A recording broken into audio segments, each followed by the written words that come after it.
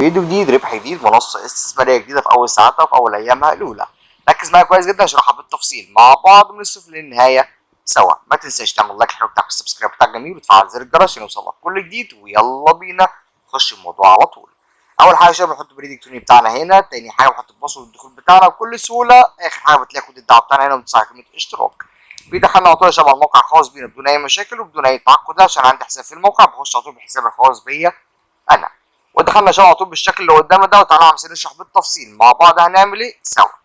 الموقع لسه فاتح اليوم ب 25 يوليو النهارده يا شباب بتوقيت اليوم. تعالى نشوف الليفلات الخاصه بينا. اول ليفل يا شباب ب 8 دولار بس بيديكم كمان 3 دولار ونص. تاني ليفل ب 38 دولار بيديكم كمان 16 دولار. تالت ليفل ب 88 دولار بيديكم كمان 40 دولار، وهكذا جميع الليفلات اللي قدامك. دوس على كلمه انا عارف وتعالى عشان نكمل سوا. شوف هنعمل ايه ده ازاي ومنين، ونشتغل على الموقع ازاي ومنين. بتروح على كلمة تعبئة رصيد من هنا يا شباب بالشكل اللي قدامك ده، وبتختار العملة اللي انت عايز تعمل بيها ايداع براحتك خالص. انا بالنسبة لي اختار عملة اليو اس دي تي عشان بتجيب ب 20 لانها اقل رسوم. وبعدين اخد عنوان ده كوبي شاب قدامي واروح على اي منصة بحول منها فلوس، بحول عملة اليو اس دي تي عشان بقى تي ار سي 20 على العنوان اللي قدامنا ده. وهو بحول الفلوس بنجاح برجع تاني هنا بسرعة وبدوس على كلمة اكتملت عملية إعادة الشحن. بعد ما ادوس عليها بستنى من دقيقة ل3 دقايق بيكون السحب الخاص بيوصل لي بنجاح، وعلى طول يا شباب بالفعل فتح لي الليفل الخاص بيا بالشكل اللي قدامي ده. بدوس عليه كده خالص يا شباب بالشكل اللي قدامي ده، وعلى طول عادي خالص بلاقي هنا عندي المهام الخاصة بيا. بدوس على كلمة إكمال المهام الخاصة بيا وبخلصها بنجاح.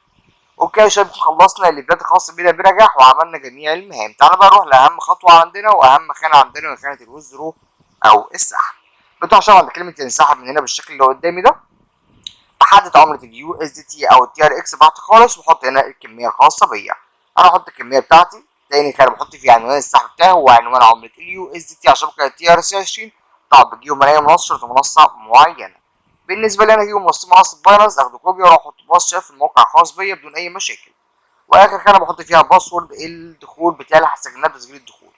وبعدين بدوس على كلمة تتأكد بسحب بنجاح بدون أي مشاكل، وهنا شايف بيقول لي تم السحب بنجاح بدون أي مشاكل وبدون أي تعقدات.